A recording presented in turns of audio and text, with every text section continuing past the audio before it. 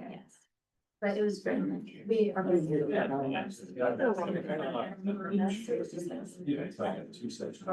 Just on another. But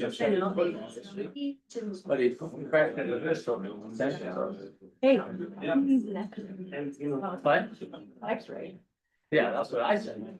I was like, I think it's a. She texted me, that's what it is. Yeah. Ready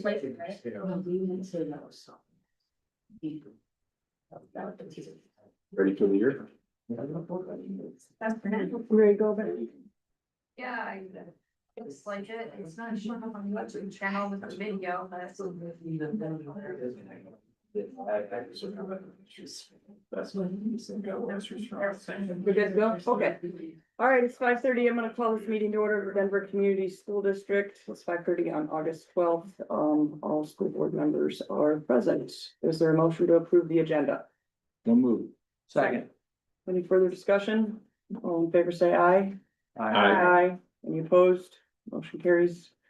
Consent items, you all received the packet with the bills. Does anybody have any bills they'd like to pull? Questions for Becky on any of those items? Motion to approve. Is there a second? Second. Any further discussion? All in favor, say aye. Aye. Aye. Any opposed? Motion carries. Declaration of conflict of interest. Does anyone on the board have a conflict of interest they wish to declare in regards to any items that are action items tonight? No. Okay, public forum. Now's the opportunity for public forum. If you'd like to speak to the board, I'd ask that you step up to that podium over there. I am gonna limit it to 2 minutes as I've been doing. We have a lot of action items and a heavy agenda tonight, so I would appreciate it if everyone could state your name, tell us what you want to tell us for 2 minutes, and Becky will keep track of it. With that, go right ahead. We know the camera pointing at the podium works tonight. I don't know off the top of my head, sir. And You wanna test it real quick, just, you no, want, I mean, anybody else? we just gotta step up there and say something and see if it Yeah. turns. Like, Yeah, I'll talk. Hi, I'm Sarah Cooper. I tonight am coming to you as the president of the Booster Club. I have been able to be a part of the Booster Club, I don't know, 4 years, something like that. But tonight I wanted to share that this last school year, we've added up all of the donations that we have made to the school. First of all, we had 53 events that we provided concessions for. I didn't count volunteers, but that's a heck of a lot of volunteers. A lot of popcorn, you guys, over $70,000. Our total for the year, oh shoot, I didn't write it down.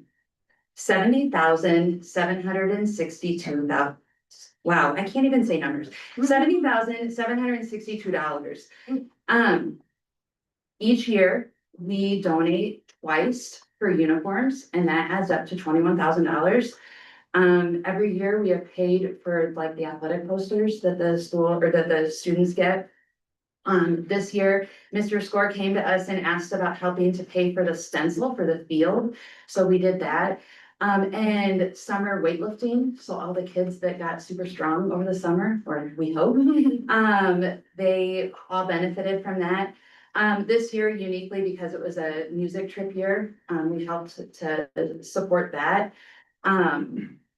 But one of the biggest, I mean, aside from the uniforms, probably the biggest thing that we donate to is the success of our students in going to state events. I know that you all know how amazing our athletes are and our students are. But let me just tell you the state events that we help sponsor, because we know that hotel costs have gone up and just like the cost of everything, time's up. 9 seconds. Okay, girls cross country, boys cross country, volleyball, girls basketball, boys wrestling, girls track and field, boys track and field, girls soccer. Thank you for letting us help you and let us continue. Thanks, Sarah. Anybody else care to go? All right.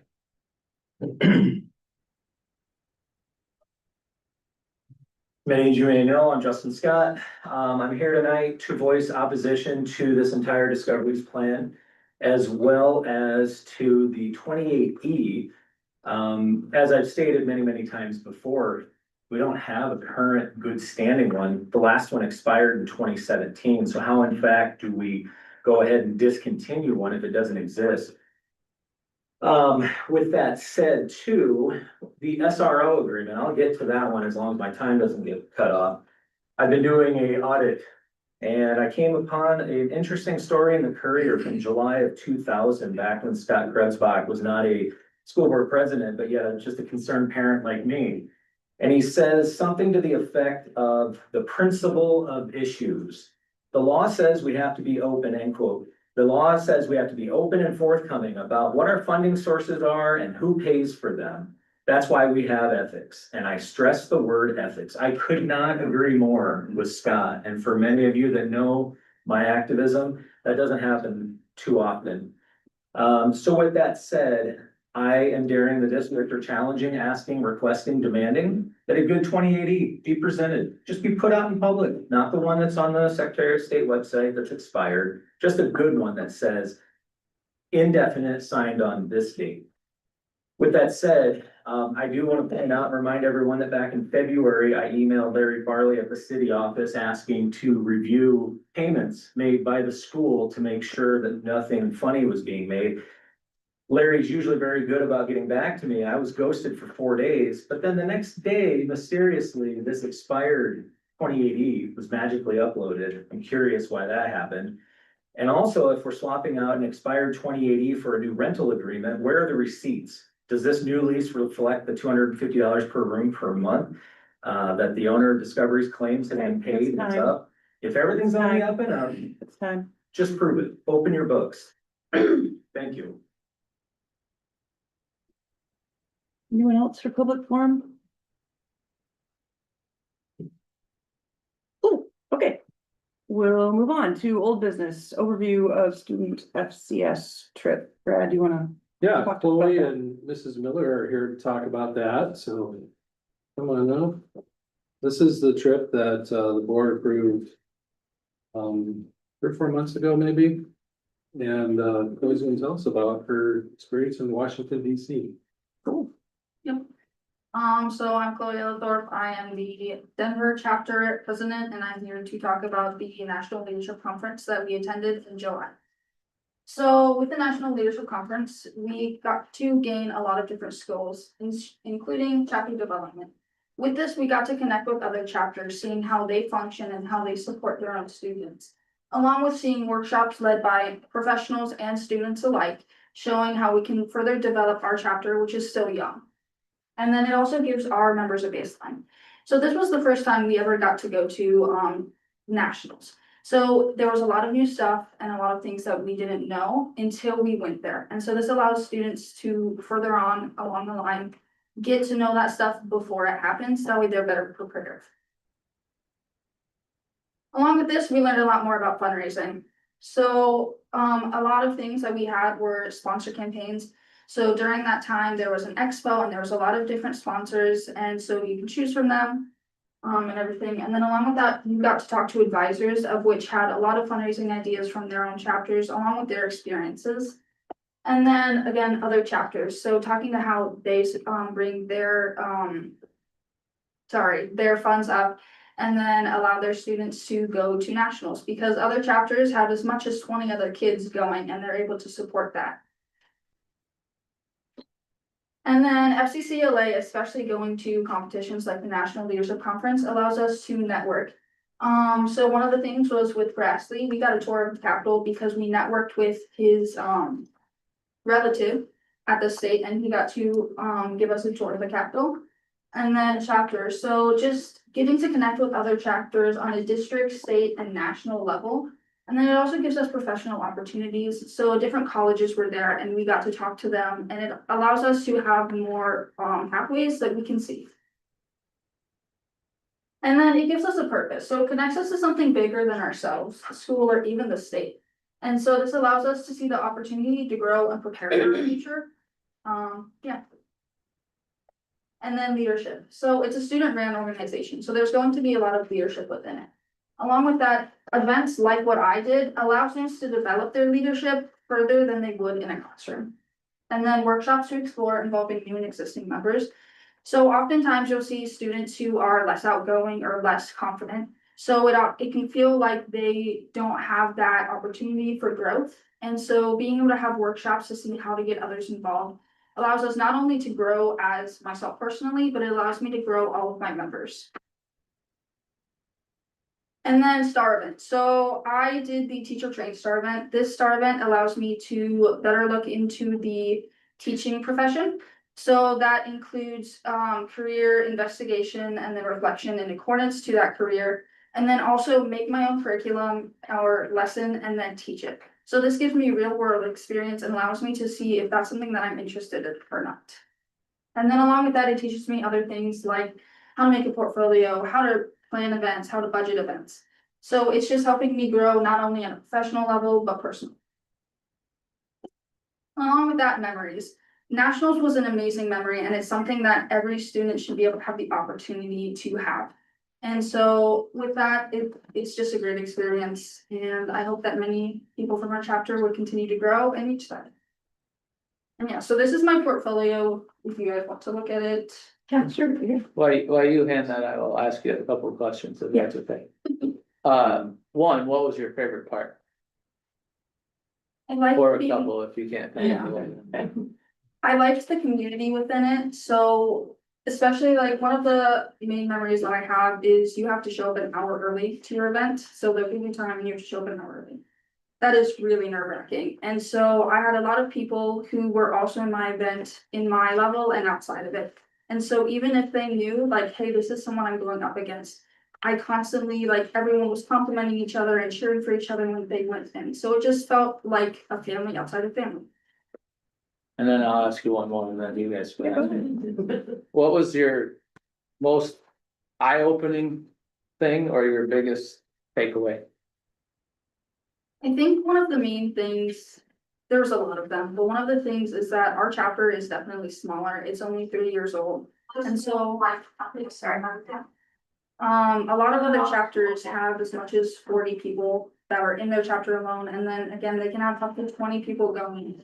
And so when you're talking to other schools like that, it was a constant surprise to them that kids from smaller chapters were able to make it to national.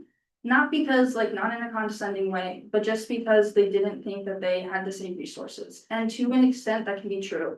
And so it made me realize when I first walked into this, it was more of, hey, this is something I could do. And so it grew from something that I had to prove to myself that I could do it, to prove to our school and to other schools that this is something that we can achieve.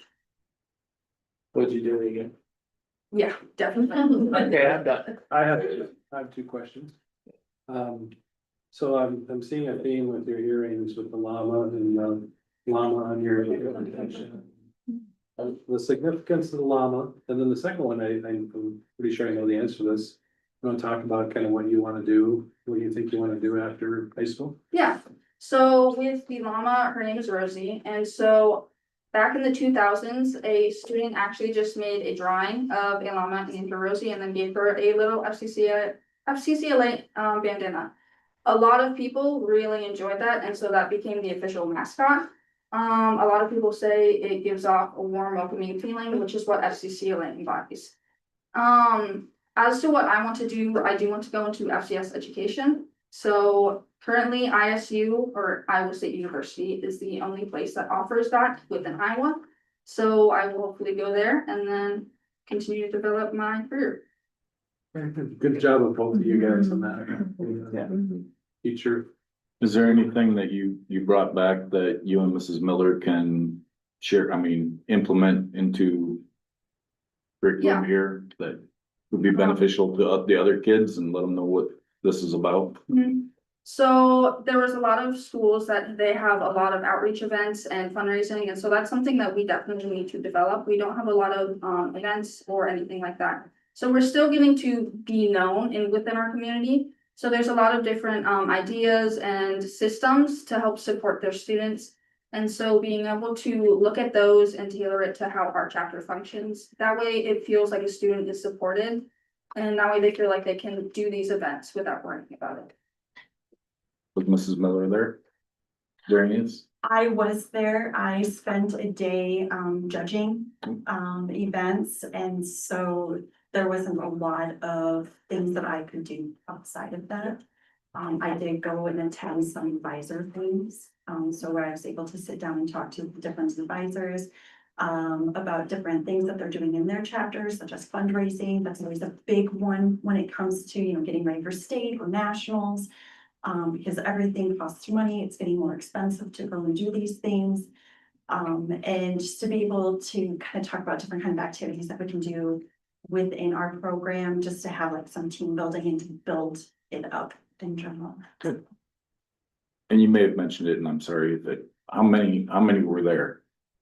How many? From Denver? From like, did they give numbers or of students that were there or? I know this. Over 10,000. Was it over 10,000? Yeah. So. And how many went from Denver? 2. Two. Okay. We had Chloe that went with her star event. And then we had Julia, she's our vice president, and she went just to gain that leadership knowledge and experience and to be able to bring that back. Thank you. Well, excellent job for something. You're a wonderful public speaker, so if this doesn't work out for you, you've got a backup plan for sure. Chloe earned gold at state, and then she also earned gold at nationals as well. Okay, that's what you lead off with.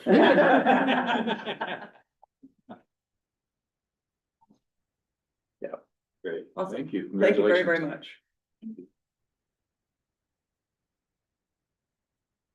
Good. All right, next is Discovery Renovation Project updates. Yeah, so earlier this week, went through with some of the Cardinal people and with, our architect. And, did punch list on the building.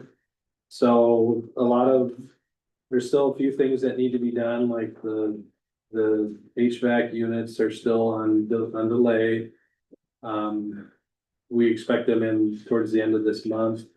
We've got a plan for some temporary in case it is really hot during those days. But we do have that temporary occupancy granted with the thought that we're waiting for some of those things to still come in. So we passed that inspection and then once all of those things get in, they'll inspect again and sign off on that permanently. There's some doors that still need to be installed down there, but you'd be amazed at how, well, now Discoveries has started moving in a few things. So it's a little messy down there, but they've really it's come a long ways in the last couple weeks here, so. Still a few things left to do, and the punch list, there wasn't a whole lot on there, other than some of the things that are obvious, like some of the doors are still needed to be on, but they're there, and the inspector was able to give that the okay, so. Okay. Questions? Any update? Have you done a walkthrough, or would you say? I was in there last week and I can attest that some of the things I noticed last week versus this week, including a lot of things that have been moved in. Okay. And I was actually just talking to Kathy earlier. And she said, "Do you think we're ready?" I said, "Well, if you think about where we started, to where we are now, we're a long ways." Okay, So, but no, I think we're relatively speaking in a good spot. I know she has a lot of small items to tidy up, but. Okay. Okay. I maybe say it later, but I'll just say it right now while we're on that topic. I just want to reiterate to a thank you to Brad Glazier and everyone at Cardinal, Mike Murch, he's spent a lot of time in there. Kathy and your team with your flexibility. I know you probably thought a couple of months ago, there's no way that we're gonna start school, but we would. So everybody that had a hand in it, I just wanna say thank you again, so. Yeah, I think Brad Glazer and Dave Leonhard both spent outside of their normal day, many hours there trying to get it. good to hear. Okay. Well, that's a good segue into the next item, which is, we are now ready to discuss potential disposition of 411, 401 East Franklin. What I lovingly referred to as the old K2 building. I know Brad's had some conversations with legal in terms of how we can dispose of it. There's really there's not much by way of limitation on us to dispose of, other than if you did do an RFP type process and another educational institution were to want to buy it, you have to give them priority. That's really the biggest limitation. Other than that, there's process for us to get rid of it. It involves having a public hearing and noticing all of that, obviously. And, you know, you can have a closed session to discuss prices if people make offers to you, those kind of things. But I think this is time on the agenda for us to talk about what you guys think you want to do about it. Brad, do you want to add to that? I assume before they, No, I've talked to several of you about it, more extensively with Pat and Owen, and his facility committee members. And, you know, I think there might be some interest in some people, that have some interest in it. So what our next step is to look at, well, I guess let me let you guys talk first. Well, I reached out to a gentleman in town that knows the real estate market pretty well and asked him just a flat out question, is this a marketable piece of property? As it sits, usable without demolition and stuff. He feels it is. He'd like to, you know, possibly get in, walk around, and he thinks, you know, there's people that would be interested in that. Okay. That type of a setting or and building. You know, I just had some questions. I think, and I talked with Brad. You know, and what all it needs, what the nuts and bolts of what this thing, you know, roof, boiler, stuff like that, so. well, I mean, I guess, And I let's was- just establish the baseline. Everybody agrees we don't want to keep it, right? Right. Okay, it's just, I hope we- we're past that. we all recognize there is no upside to the district continuing to own that building, maintain that building. We're not using it, right? So everybody agrees that there's no reason to keep it. Right, Fair? and the one Okay. question was, you know, do we sell off the building and that lot and maybe parcel off the other one? And I think we just do the whole shooting match, because if something does go in there, you know, that would be the opportunity for a parking lot or something on that east side of the building, so. I think we would limit it too much if we. If you subdivided the land. That will give somebody a slip. And I guess my other question, high level, with what we've done consulting with legal. We're covered in a position to determine the path forward, correct? Yep. But Is this like an auction on or a bidding process? You can, What avenue? you can do it all kinds of different ways. I almost think we start out with a price. And that we want. and- Yeah, you could do RFPs. That's what the next action item would be, is to do an RFP. The thing with RFPs is you determine the scope of what that RFP is gonna say, right? Okay. So if there are things that you wanna make sure on there that Brad puts in the RFP, such as, you know, a minimum bid of X, Mhm. or if development is contemplated, trying to think of another thing that, obviously the deadline in which you want to offer. The nature of financing, right? A guaranteed letter of commitment from a bank, you know, you can include all of those things in the RFP, so you're fitting it as in tight a box as possible, so that when you get the proposals back, they are comparable as apples to apples. And not one that says this and one that says that, because then your decision on how to award the best proposal becomes pretty difficult when they are not comparing of apples to apples. And do we, I mean, I would like to have the ability to all those points, but. Say we have a property management group from South Carolina, I'm just Right. making this up. And they offer us X amount, that's higher, but we have a local person with ties or connections that's less, but we feel comfortable. I Yeah, would like to have some discretion on how we do that. you do.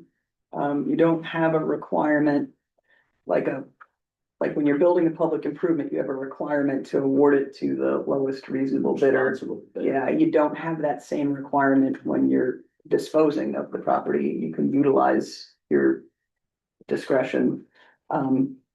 and say, you know, this is more value to us because it's a local builder versus someone from South Carolina, and we can articulate that. And if they're too low, the board can reject all of them. Is there a timeline that we're trying to think of disposing of this by? Do you have a goal? I don't wanna rush it. As soon as possible for a value. Yeah, you think I is mean, reasonable. yeah, I would wanna, if I were to say one thing, I would.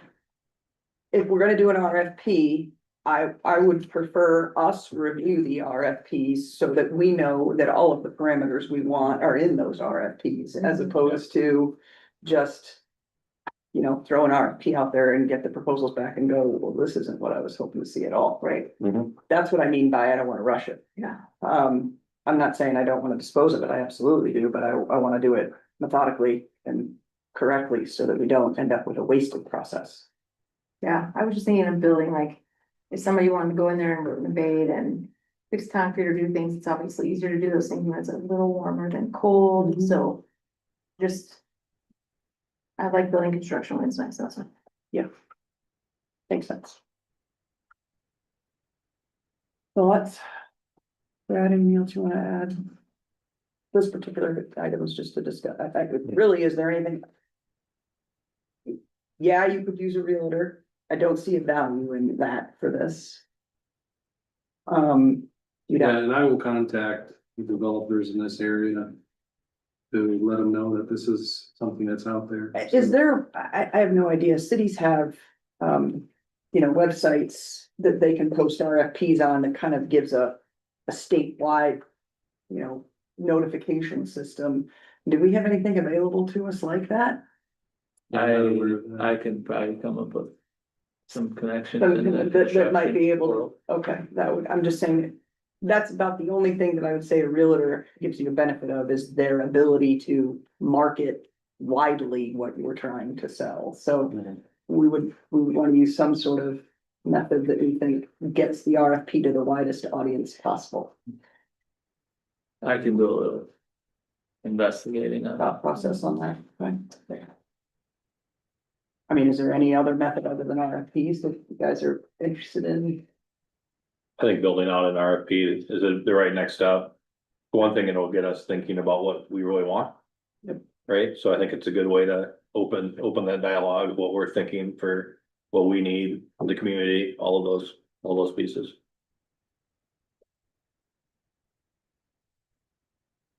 I mean, I don't. My biggest fear would be awarding something and having it turn into an eyesore. That would be my biggest fear, is awarding a proposal to somebody who says they're gonna do X, Y, and Z.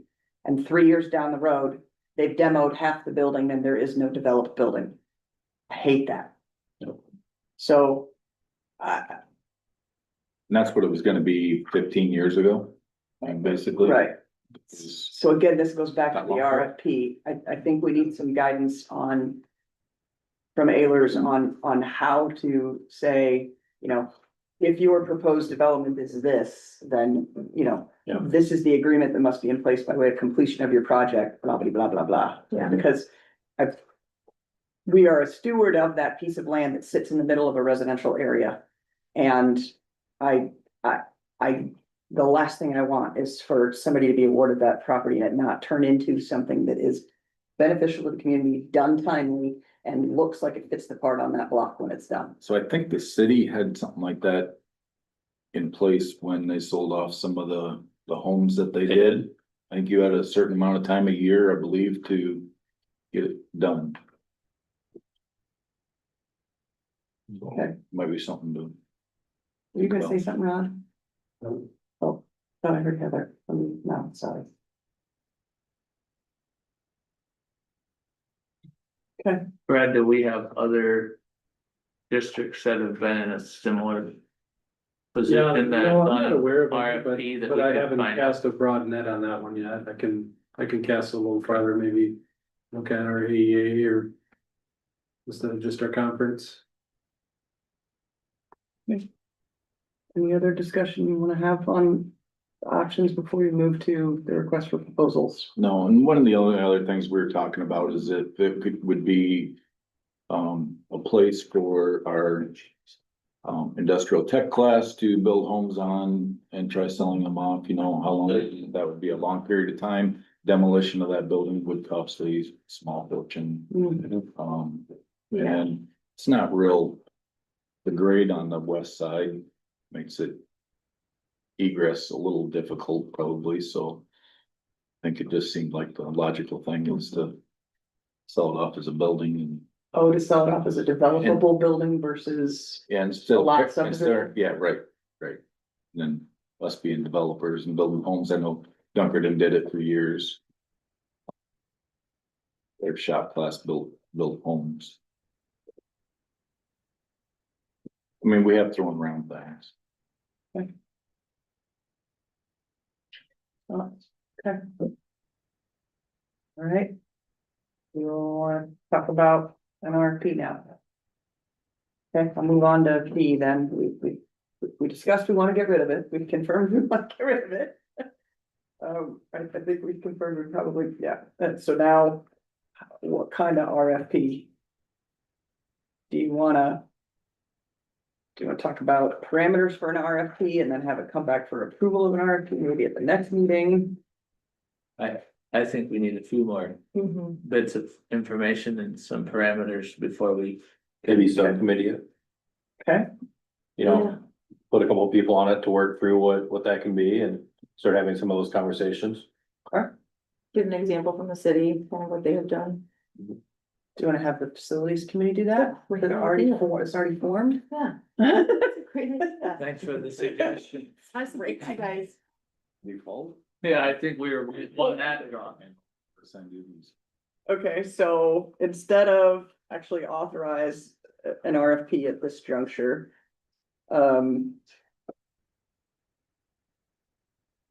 Then, well, I guess, trying to think of the best way to do this. Table it, You can table the action item. And I guess we kind of informally told facilities to work on bringing us some potential RFP parameters. That makes sense? Yeah. And I think I can, yeah, I mean, so yeah, I think we can do that. So let's, if this is what you want to do, I entertain a motion to table the authorization to issue the RFP. So moved. Okay, Second. any further discussion?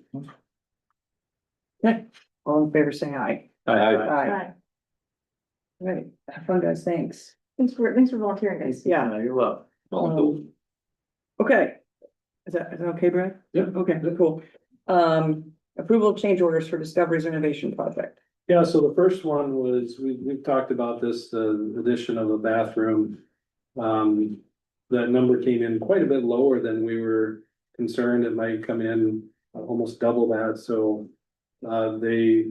We approved that as a number not to exceed. And it really came in quite a bit lower, so pretty happy with that. And then the next one for 2660 is, there was some plumbing insulation that is required to be added to that. It's something that our architect omitted, and they gave us a credit for not quite that whole amount, but a substantial amount of that remaining on their bill, that he just deleted that part of his bill, so. Those are the two change orders that need approval of. Is there a motion to approve? So moved. Second. Any further discussion? All in favor, say aye. Aye. Any opposed? Motion carries. Pay application 5, Discovery's renovation project. This includes the subcontracting for approximately 2,500, GNR construction for the acoustical ceiling for approximately 3,500, DNW flooring for $40,000, and Hudson Hardware on plumbing for $41,000. Brad, anything you wanna add to those? No, Is there a motion to approve pay application number 5? So moved. Second. Any further discussion? All in favor, say aye. Aye. Aye. Any opposed? Motion carries. Next is the rental agreement with Discovery's Learning Center. I can do a brief summary on this. I know that Brad has been negotiating with Discovery's. They've reviewed the agreement. I've reviewed the agreement. With one small change I suggested to Becky before the meeting, which does not change the terms, and that would just be to attach an exhibit A that identifies the actual rooms that are being rented. I know it says extending from lunchroom, whatever.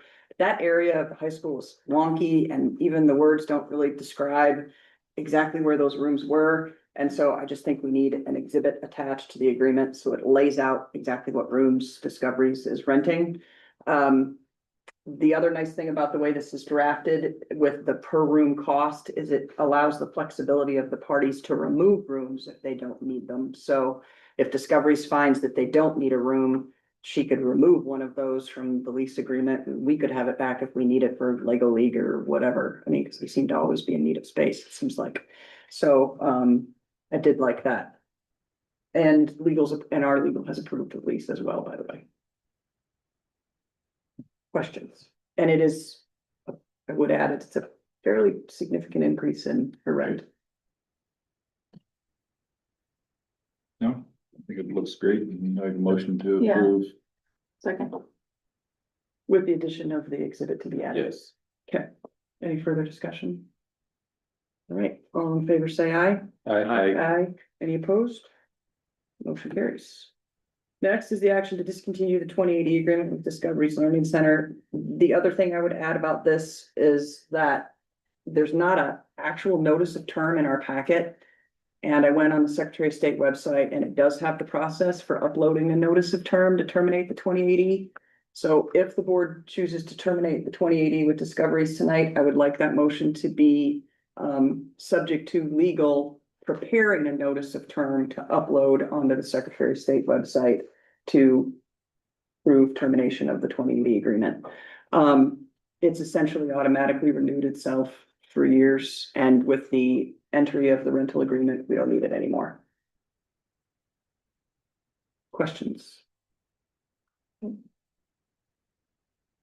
Brad, we've had all eyes legally on this too. Yep. And everyone is. Yep. Approving of that. Yep, our legal department confirmed that the 2080 agreement can be continued as long as both parties agree to do that, which Discoveries and us have been on that same agreement. That's per our legal, saying that is permissible. And they also suggested that this rental agreement would be the best step moving forward to do that instead of a 2080 agreement. So following the direction of our legal counsel on both of these matters with the 2080 agreement and with the new rental agreement that was just approved. With the 2880 agreement, that would go beyond the rental though, as far as like if they want to use the gym and it's outside of their rental, I mean, wouldn't we still need some type of?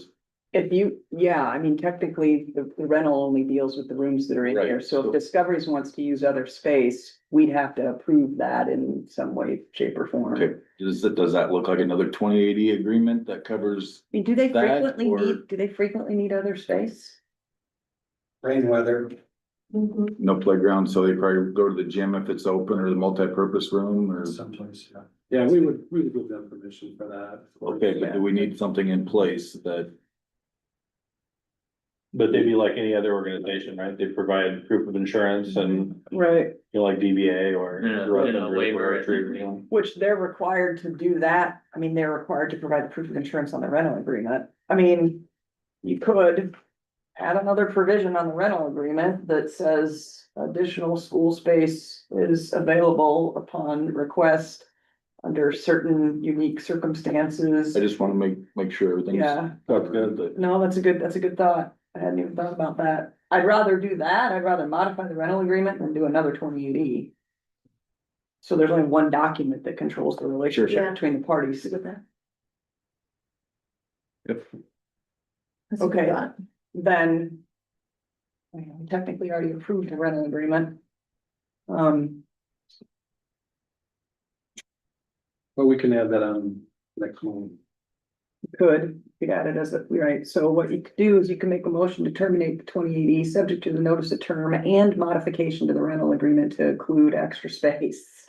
You got So that? do they really need to do that, too, Brad, or, you know, we've got the facility request form that every other organization or really anyone in the community could use to reserve space. They have to fill out what items they wanna use, and then they provide their insurance, and they do all those pieces, and then they, you know, if that all gets approved, then they'd have access to Bound to request the gym when they Right, want it, and right. so I think there's an existing process. That we could just recommend they do, that they fill out that. We form just do it for a that. school year instead of a specific time. Which is how DBA does it. Yeah, Right. Yeah, we have a year-long agreement that, you know, I sign every July. Okay. So, well, it'll be August, but yeah, that it covers the year, you know, to be able to, and then you just go through the request process and Bound to request the space you want. Like that, that seems clean. That makes sense. Yeah, That makes Okay. a lot more sense. That makes a I lot more don't think sense. we need to reinvent. the Yeah, wheel if we okay, already then, got yeah, our then let's place. not do that. Thank Then you. That's cool. But that was a good, Good catch, though. Yes, good thought. Okay, then we're back to discontinuing the 2080 agreement, subject to formal notice being drafted by legal. move to approve. Is that a second, Amber? yes. Okay, any further conversation? Hearing none, all in favor say aye. Aye. Any opposed? Motion carries. Substitute teacher pay increase. Yeah, we've been talking about this one for quite a while here. We're getting a little bit lower down in what other schools in this area are paying. One to add to this is Waverly pays $150 per substitute teacher. We do struggle to find substitute teachers. These guys will tell you that. And it's time to make it more attractive for people to come here as opposed to other places. The people that come here like it here and want to be here. And I think we could hopefully attract a few more people if we were more in line with the pay of other schools. I put in here a couple scenarios of if we went up to 135, what that would cost. If we went up to 140 or 145, what that would cost as well. Approximately 11,000 to go up to 140. Approximately 15,600 to go up to 145. I did average the data that he gave us in our packet, by the way, and the average of that is 135. Not that, I'm not saying that's my recommendation, I'm just telling you the math, but the average on those other districts that are approximately our size is 135. Sure. The Jessup brings it down. Jessup brings it down considerably. Heather, I just realized that, I sometimes sub, so I'm Yep. gonna remove myself from That's this fine. vote and conversation. You can abstain. I mean, I like that we have what the district's doing, but I think we need to look at what our neighboring communities and kind of go off of that, because that's kind of the pool we'd be pulling from, you know, from the same subs for those areas. So, you know, and I'm looking at Sumner, Waverly. They're at that 150. And I think we'd have to be, If we were to be really competitive at the 145, Brad, do you think the competitive 145 ends up feeding the district to a certain degree on replacements of teachers? If they subbed here, do they then, I mean, or is the sub market not folks that are ever gonna consider a long-term position? You understand my question? I don't know that I understand what you're asking. I'm asking, you said that when they come here, they like coming here. So my question is there an upside to being that ultra competitive such that when you get them here and they like it here, do they end up being a long-term sub? Or do they end up contemplating applying for one of our vacancies because they like being here? if they're here for Yeah. maternity leave for. Yeah, attract them with that number, and hopefully they will in turn sub longer, many more opportunities here. Okay, I have talked to people from the area, well, just one person who asked what we paid. And it's way below what they paid, and said, there's no way I'm driving for that. So Okay. I'm sure there's more than just that case. I don't know, what do you guys want to weigh in on that? You're the ones that make those calls. When we're looking for a sub, this is because the pool is diminished or lack of, or are we losing people because they're going somewhere else for? I think it's a mix. Yeah. There's just not a lot of subs. I mean, talk to any district, that's a huge problem, but I think we would get more, we'd keep more that would work on our system consistently if we had that number higher. I agree, and I think we need to go at the 145. My personal opinion. I mean, we've done everything we can for our full-time staff, and we try to get Right. up there. It- And this is no. Well, I think Brad has waffled between the 140 and the 145. Is that fair? Am I being Yes. fair by saying you've waffled? Well, I would go with 145 because it's more attractive. Okay, And I think that will help our problem. now landing on the 145. That's where I'm falling. I have no problem doing that, and we're having an open discussion right now. That's an additional $15,600. So I just.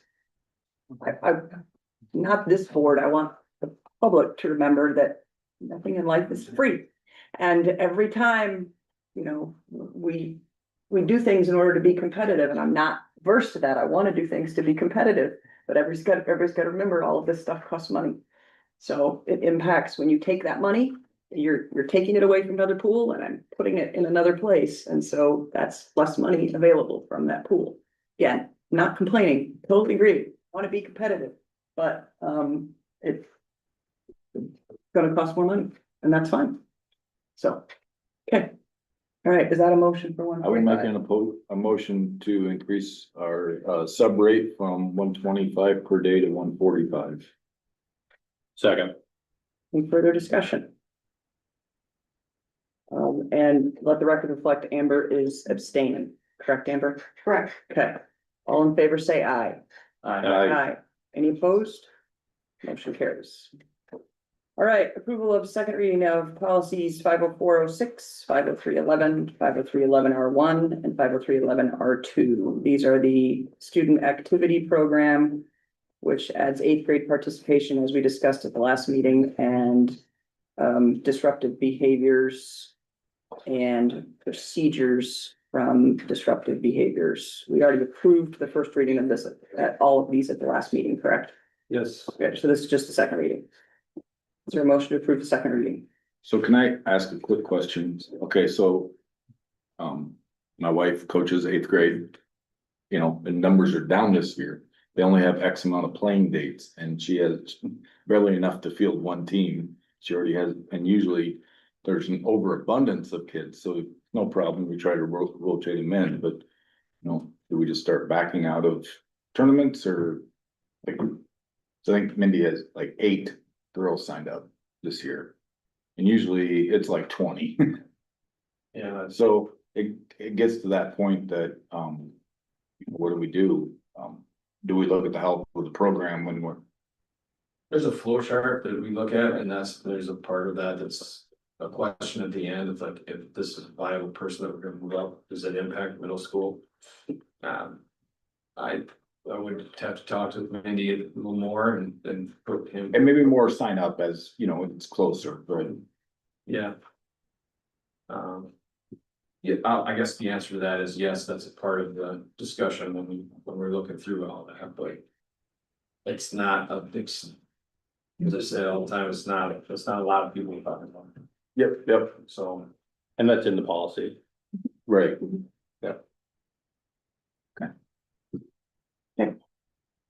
Is there a motion to approve the second reading of I'll make this? the motion. Second. Any further discussion? All in favor, say aye. Any opposed? Motion carries.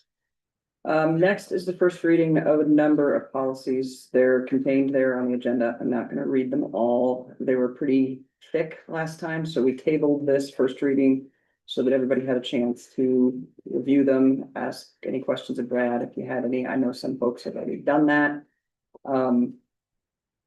Any other conversation or discussion before we contemplate the approval of the first reading of these? Anything anybody was uncomfortable with? Any proposed changes? I'm fine. Good. Amber, did you have any on the medical one? I thought you.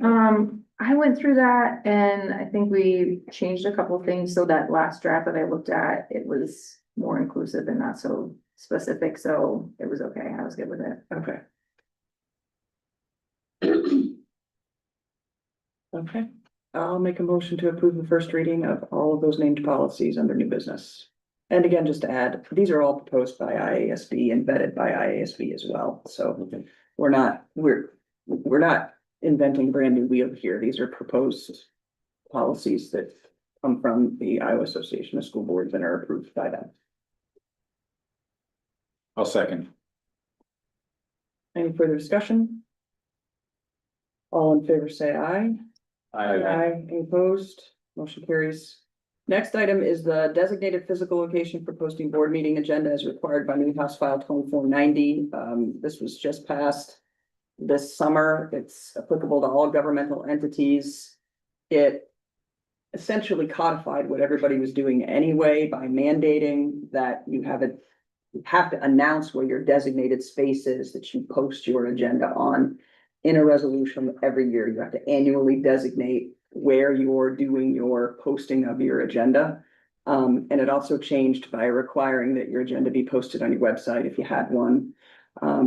So not controversial, but required under the new file, under the new code section to identify where we post, and what we do is on the door by the superintendent's office. And of course, the website. Questions?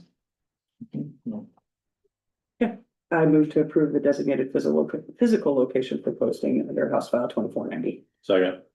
Any further discussion? All in favor, say aye. Aye. Any opposed? Motion carries. 2026 elementary, middle, and high school handbooks approval. Yeah, not a lot of changes in those. There's some that have some modifications to reflect some of the new legislature that has been out there, so. Looking for approval of our handbooks. Motion to approve. Second. Any further discussion? All in favor, say aye. Aye. Any opposed? Motion carries. Next is approval of reentry of an expelled high school student A. We are not gonna name the student. Brad can summarize for you, but the student has completed the term and all other requirements.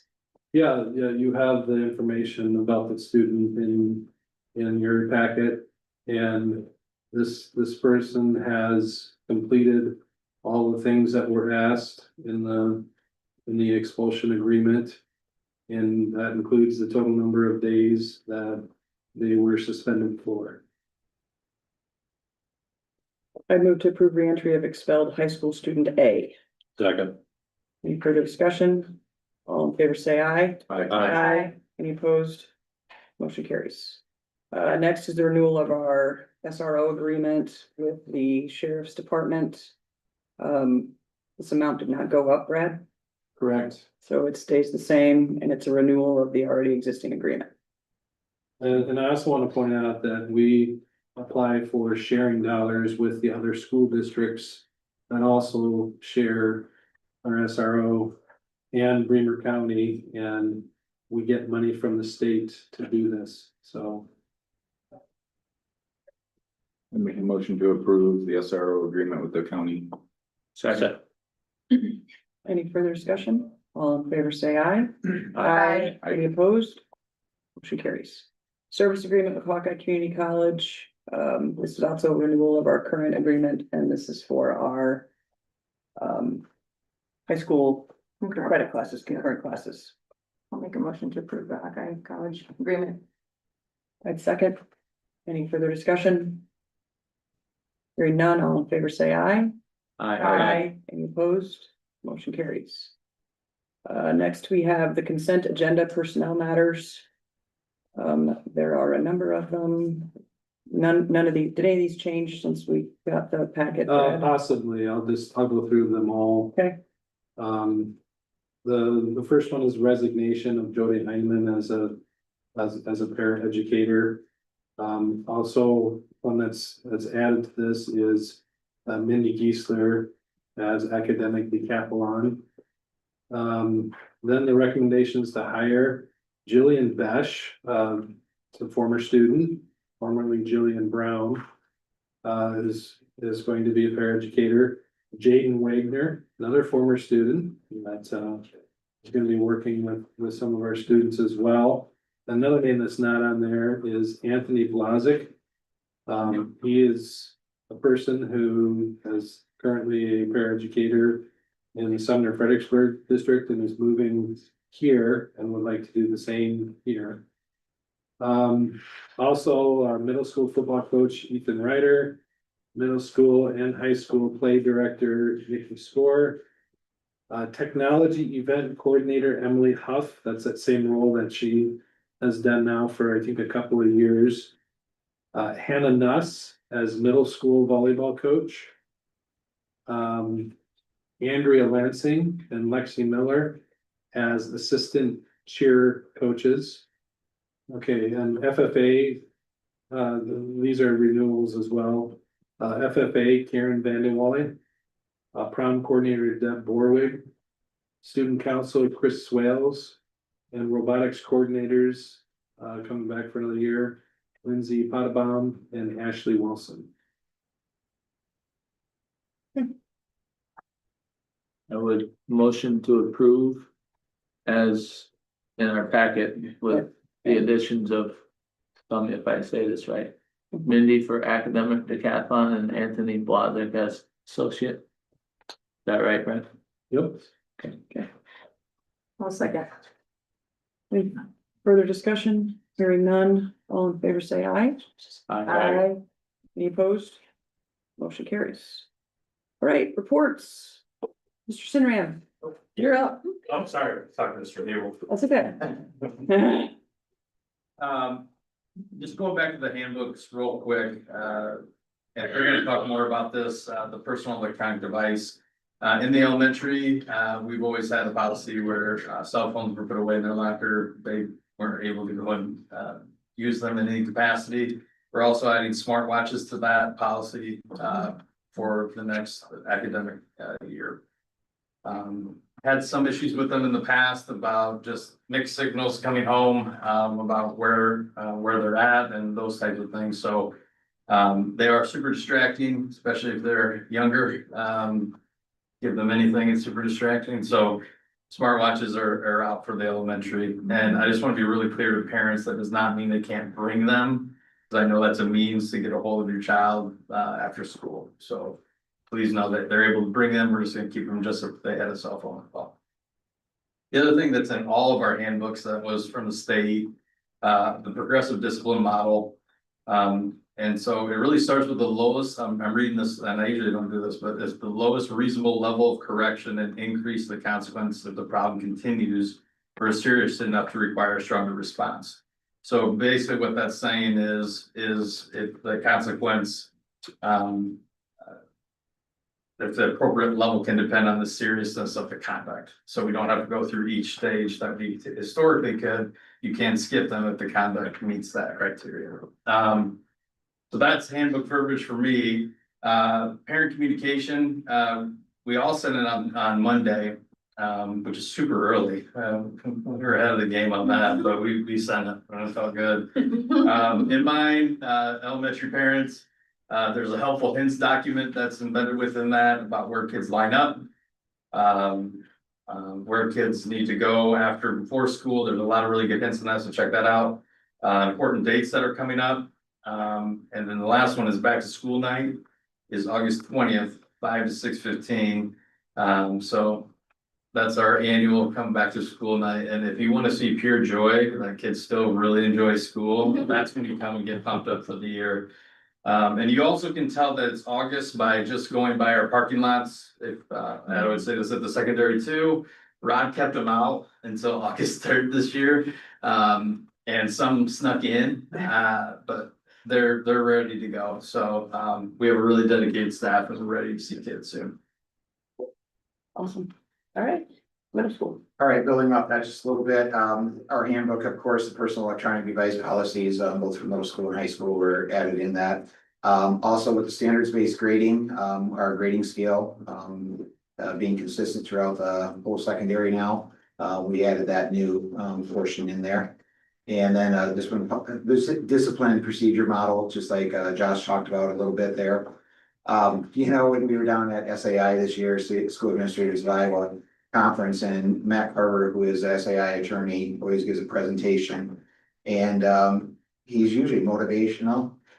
This year, his whole presentation was on new updates on legislation. There are so many new ones. It's really kind of overwhelming. And you guys are going to continue to hear about these, I think, throughout the year.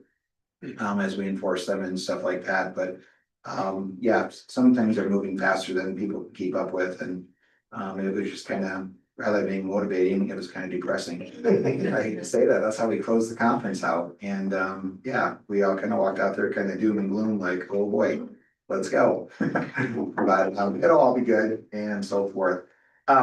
I just want to say also, kind of what he talked about too, this year we started creating a hub, we shared it with you guys, we also shared it with our parents. And that is going to be our continuous communication tool month by month. We're going to put things in there just to keep you guys more involved and informed. We've received a lot of positive comments from our community members already, and just, they really like that. It's at their fingertip disposal, and it's just going to be ongoing. I came across that 2 or 3 years ago at a conference that I was at, and it's just amazing. We started with a student hub and staff hub, and it's incredible how many things you can put in there. But yeah, that's a good shout out there, so glad that that's all going well. All right, so all that is in mine as well, so we're trying to split this up. One of the things that we shared in our secondary parent communication that we're excited to talk a little bit about tonight is, and everything is in the document, but we shared out a standards-based grading parent FAQ. We really wanted to, we worked with a lot of different entities. We got to work with Matt Townsley at UNI. He is kind of the guru in standards-based grading. But we wanted to make sure we had a lot of questions that we believe our parents are going to have about this. And really what it boils down to, it's a system to measure progress towards a specific standard. It's less about turning in an assignment for points or, you know, all the points that just come in throughout the day that aren't really related to the actual standard itself.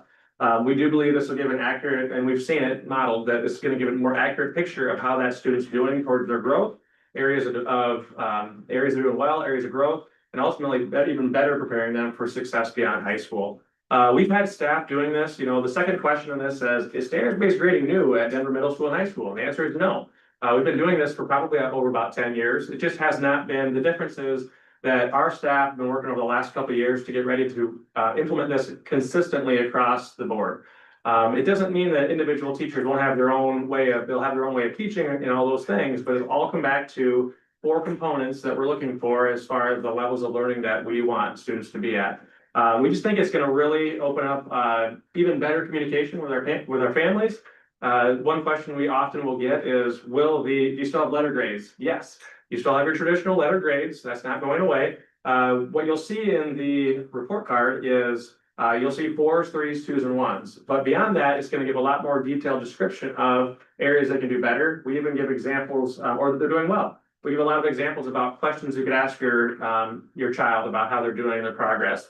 But ultimately, we'll come back to the letter grades, and we're really excited about it. We've had a team. We had a year of a pilot. We had a year of all working through it. And then we had a whole nother year of just simply making sure that we're ready for this year. So lots of good information in there.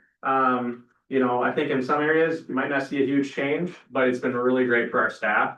And in other areas you might. So I don't know if Mr. Gable, you want to add anything else to the standard-based grading? I mean, it's in the document. Yeah, everything's in there, so I'm not gonna go over all of it, but just comes back to really, the purpose of grades at Denver secondary schools is to communicate levels of learning demonstrated based on course standards. And so, we're super excited about our staff are ready to go, and, you know, thinking of what Mr. Gable said, yes, it's a lot of doing, at times legislatively can be a little bit doom and gloom, because it's just like, hey, here's another thing.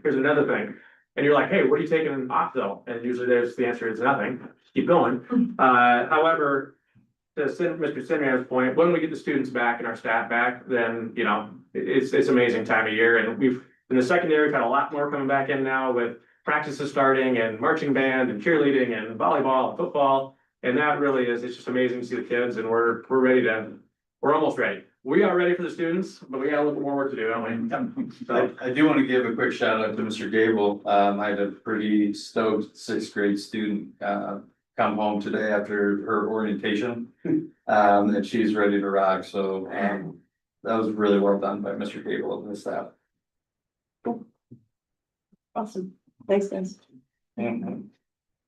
Yeah, so I also was at SAI with these gentlemen and it's kind of the last hurrah before going back to a regular administrative schedule and these guys have been putting a ton of hours here during the summer, but especially now, once you get back from SAI, it's a whole different ballgame. Early mornings, late nights type stuff. And a couple things that resonated with me at the conference, the opening keynote had a really good message of how everyone matters and be that person for a person. And something that, you know, I think our staff does a really good job of this is connecting with all kids. And even a kid that might be hard to connect with, finding that kid to connect with and to do so. I also have down here, the legislative changes was kind of a theme of the conference. They issued, I think SAI issued some guidelines of what all we need to make sure we hit. And there's 35 boxes that need to be checked to make sure we're doing everything that we're supposed to be doing. So we're doing our best to check those boxes. We've checked a lot of them by approving the policies that we did or the first readings of them, and a lot more boxes still to check. Also going down there, we get a good chance to talk with other administrators down there and see what some of the things that they're dealing with and try to help them through conversations of some of the stuff that they have. And it always makes me appreciate our staff here at Denver, our administrative team, our board, our community. Because there's a lot of places where things aren't going as well, and it just makes you appreciate the great things that we have here. We are looking so forward right now to finishing up paperwork and some of the other things that go along with this, and welcoming our staff back here very soon, and then welcoming our kids back as well. That's what we're here for, and so we can't wait for it. That's all I have. Cool. Yeah, I don't have much. Want to welcome all the kids and families back to school for a great year. Best wishes to our fall sports and all the effort that they'll put into it. On a not so positive note, I want to extend my condolences to the entire BCLEW school district and all those families. I'm sure some of you know of that accident that happened last weekend, and it is tragic. I'm acquainted with the family, and to say that it literally rocks to the core is, there's just not words. I don't have words. So on behalf of our district, I want to extend my condolences to the BCLEW school district and those families, and let them know if there's anything we can do to help in any way, shape, or form. Please let us know. Because it's not easy. So with that, any other comments from other board members? I'll echo what Mr. Seminary was saying to Mr. Gable. They did a great job today. The girls got a tour from Miss Clinton, and it was cool. You know, she took them off kind of in the side and just said, girls, I just want you to know, if you get here and you forget where you're going, if you get here and you are overwhelmed, if you have a question, what are you gonna do? And she reiterated, like, it's a big change. I know you've been here before, but there's gonna be lots of people everywhere. It's gonna be stressful. And she really just reiterated, like, I'm here for you. I'm your person. All the teachers are your person. You know, Mr. Gable's here for you all. And it was just really fun to just see how passionate she is to just, I'm your person. I got you. It's gonna be okay. You know, she did a really good job. And Mr. Gable, you did a good job today too. So thank you. Awesome. Good to hear. You got anything? No. I got a quick. You got a list? She does. I already touched on the discovery, so we can skim over that. We mentioned the fall activities but the summer activities, we did have a few of those individuals that earned some additional accolades. I wrote them down, but I may have missed some. So just in general to that group, congrats. I think Chloe left, but I just wanna say thanks again to her for her efforts to try and grow our chapter and standing in front of the group. Rod, for cleaning up some loose ends this summer and prepping us for another year, so thank you. And then lastly, we've said it, but best of luck to the students and families and staff, administration, and a safe year, so. That's all I got. I told you my list was short. Pat, anything? Nope. No? You good? I'm good. No? All right, is there a motion to adjourn? So move. Second. All in favor, say aye. Aye. You opposed? Motion carries.